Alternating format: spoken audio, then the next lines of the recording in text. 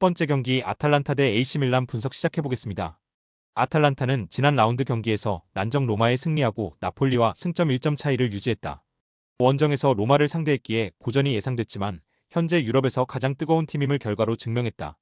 레테키과 루크먼 등 세리의 최고의 전방 공격 조합이 상대 수비를 몰고 다니며 기회를 만들었고 데룬과 자니올로가 골을 터뜨렸다. 밀란은 지난 라운드 경기에서 엠폴리를 완파하고 선두권 추격에 나섰다. 나폴리와 아탈란타, 인테르 등 라이벌들이 시즌 출발을 잘한 것과 달리 불안한 모습이었는데 서서히 기어를 올리고 있다. 유벤투스 상대로 승점을 따냈고 엠폴리 상대로는 3골을 몰아쳤다. 네덜란드 국대 중원의 핵인 레인더스가 2골을 터뜨렸고 선발 스트라이커로 나선 모라타의 활약도 좋았다. 접전을 본다. 아탈란타는 최근 리그와 챔스 등 출전 중인 모든 대회에서 무승부도 없는 전승 행진을 이어갈 정도로 페이스가 좋다. 해결할 수 있는 안정적인 공격진이 있고 콜라시나치와 짐시티 등이 수비를 잘 지키고 있다. 그러나 레인더스와 포파나가 중원에 나서 경기 내내 상대의 공세를 저지하며 최종 수비를 보호할 라이벌 밀란 상대로 승점 1점에 만족해야 할 것이다. 두 번째 경기 벌리 대 미들즈브 분석 시작해보겠습니다. 벌리는 최근 4연승에 성공하며 2위로 올라섰다. 리즈와 선더랜드 등이 주춤하는 사이 어느덧 2위로 올라서 이제 1위를 노리고 있다. 연승 기간 동안 정경기 클린시트에 성공한 것을 비롯해 무실점을 5경기 연속으로 하고 있을 정도로 수비가 안정적이고 기회에서 여러 선수가 마무리를 해줬다. 최근 선발 공격수로 나서는 제이 로드리게스가 부상 중인 플레밍의 공백을 메웠고 사르미엔토가 폭발적인 스피드로 상대 측면을 휘저었다. 미들스브러도 최근 페이스가 좋다. 블랙번 상대로 홈에서 1패를 당하긴 했지만 헐시티와 루턴, 옥스포드 등을 상대로 모두 3골 이상을 터뜨리며 완승했고 5위가 됐다. 코네이가 팀 내 8골을 기록하며 팀 공격을 이끌고 있고 핀 아자즈는 13개의 공격 포인트를 기록 중이다. 이 경기는 리그 최고의 수비팀을 만나기에 무리한 공격 시도보다는 중원을 두텁게 하고 나설 가능성이 높다. 접전을 본다. 4연승 중인데다 홈에 2점도 있는 벌리가 특유의 안정적인 경기력으로 경기를 주도할 수 있다.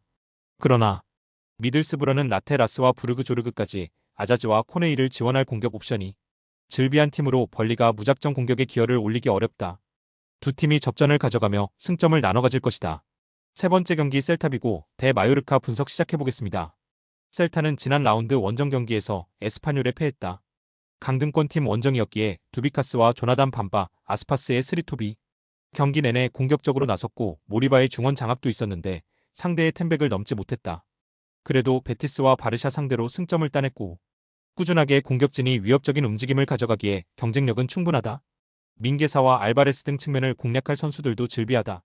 마요르카는 주중 경기에서 바르샤에 패했다. 한 경기를 빠진 이후 돌아온 코소보 국대 에이스 스트라이커 무리키의 한 골이 있었지만 리그 선두팀의 화력을 감당하긴 어려웠다. 때문에 연승의 기세를 이어가지 못했고 이 경기를 통해 반등을 해야 한다. 공격적인 팀을 상대하는 이번 원정이기에 무리한 운영보다는 수비적으로 나서며 역습으로 승부를 볼 것이다. 접전을 본다. 셀타는 아스파스와 두비카스 등 상위권 팀과 비교해도 밀리지 않는 위력적인 공격진을 보유했다. 그러나 모를라네스와 코스타 등이 중원에 나와 최종 수비와 간격을 최대한 좁힐 마요르카를 쉽게 넘긴 어렵다. 끈질긴 수비 위주로 경기를 운영할 마요르카가 승점 1점을 가져갈 것이다.